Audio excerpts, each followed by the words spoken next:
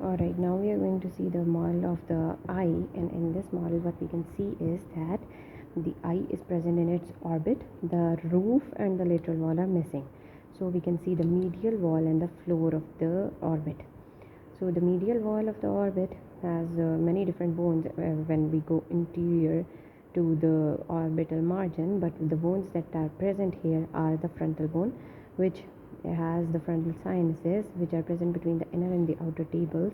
These are the frontal sinuses. These frontal sinuses produce the superciliary arches.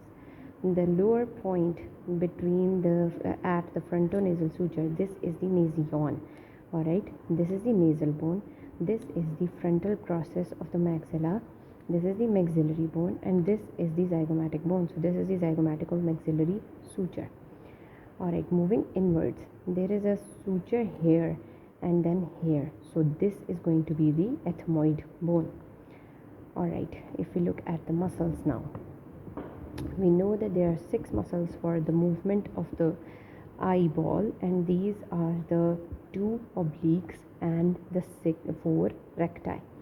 This is the levator palpebrae superioris, which goes towards the eyelid. So this muscle is not the muscle which is involved in the movement, but it is a muscle which is involved in the movement of the eyelid with the orbicularis oculi. Beneath this levator palpebrae superioris is the superior rectus muscle. This is the superior rectus muscle.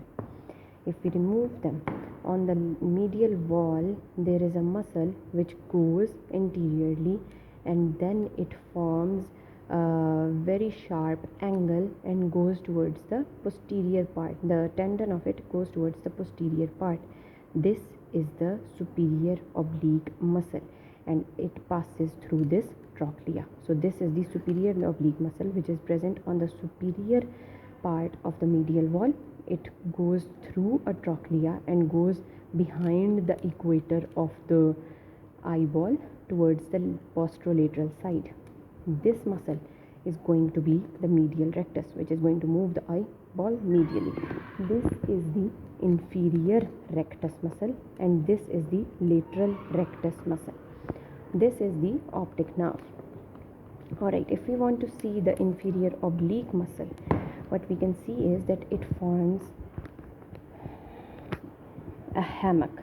So from the medial wall towards the posterolateral side, this is the inferior oblique muscle. This is the lacrimal sac and the lacrimal puncti, which are present over here, and this is the attachment for the orbicularis oculi muscle. If you look at another model of the eye, what we can see is the same structures that we just mentioned in the other model.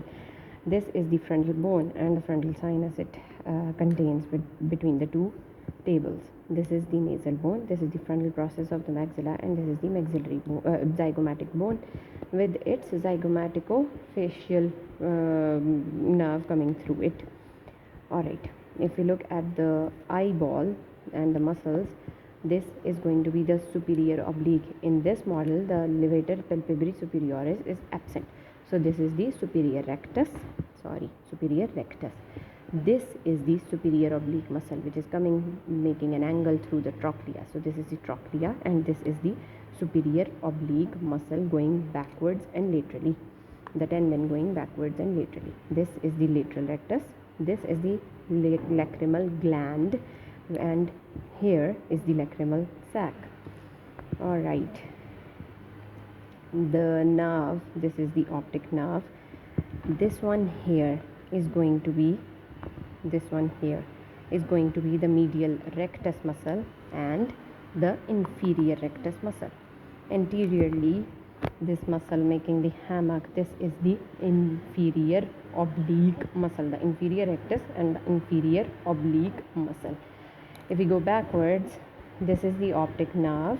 These are the nerves that are entering through the superior orbital fissure, and this is the ophthalmic artery with its main continuation giving off the anterior and posterior ethmoidals, the lacrimal branches and the muscular branches.